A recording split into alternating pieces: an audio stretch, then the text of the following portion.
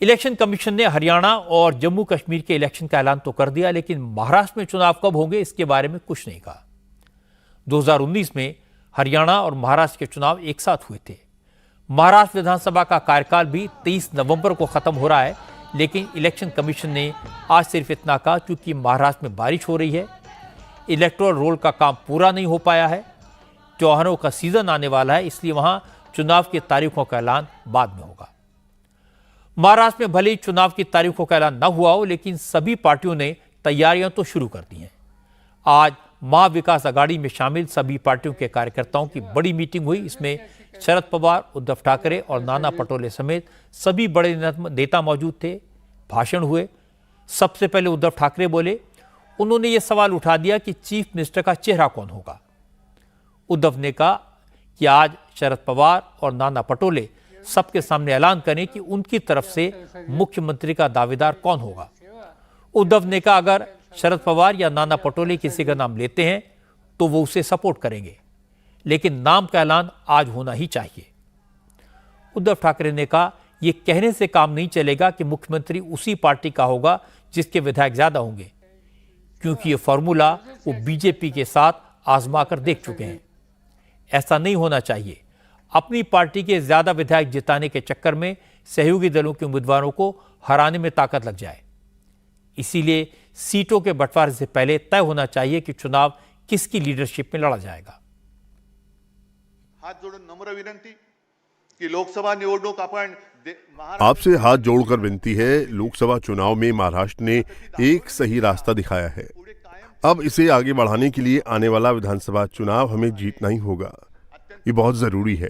पहले नाना पटोले मुझसे पूछ रहे थे कि मुख्यमंत्री कौन होगा। आज मैं कांग्रेस को कहता हूं कि आप अपना मुख्यमंत्री कैंडिडेट घोषित कीजिए। पवार साहब आप कीजिए, मैं समर्थन देने को तैयार हूं। बस सीट के लिए मारामारी मत करो। अगर कोई सीट कांग्रेस को मिली तो शिवसेना, यूबीटी या फिर एनसीपी शरद पवार उसके खिलाफ काम न करे। ऐसा नहीं होना चाहिए। सभी को मिलकर काम करना होगा। एकजुट सिर्फ नाम के लिए ना हो, एकजुटता काम में दिखनी चाहिए। अरे एकजुट दूसरी वज्रमूठ शब्द। शरद पवार, नाना पटोले, पृथ्वीराज चव्हाण, बाला साहब थोराट, सुप्रिया सुले और जयंत पाटिल जैसे तमाम नेता उद्धव की बात सुनकर सख्ते में आ गए। शरद पवार ने तो कुछ नहीं कहा, लेकिन नाना पटोले ने कहा इस वक्त सबका फोकस चुनाव जीतकर सरकार बनाने पर होना चाहिए। नाना पटोले ने कहा फिलहाल सबसे बड़ी चुनौती महायुति की सरकार को उखाड़ फेंकना है। मुख्यमंत्री कौन होगा यह फैसला चुनाव के बाद अघाड़ी के सभी नेता मिलकर कर लेंगे। मगाशी उद्धवजीने मुद्दामून तो कारण की टीव्हीला सध्या अभी थोड़ी देर पहले उद्धव ठाकरे ने जो बात कही, अभी मीडिया में चर्चा चल रही है कि कौन मुख्यमंत्री होगा। मीडिया में इस मुद्दे को अलग ढंग से पेश किया जा रहा होगा, लेकिन हमें महाराष्ट्र में इस भ्रष्टाचारी सरकार को सत्ता से उखाड़ फेंकना है। मुख्यमंत्री कौन होगा ये चुनाव के बाद सभी नेता मिल बैठकर तय करेंगे। ये आपका और मेरा काम नहीं है।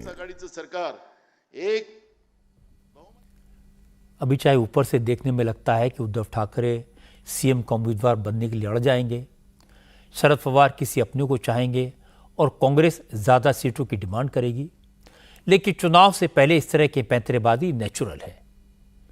जब चुनाव आएगा तो सब लाइन पर आ जाएंगे। तीनों पार्टियों के नेता जानते हैं कि अगर आपस में लड़े तो इसका नुकसान हुआ। लेकिन एक बात पक्की है, उद्धव ठाकरे किसी भी हालत में मुख्यमंत्री पद के उम्मीदवार बनना चाहते हैं।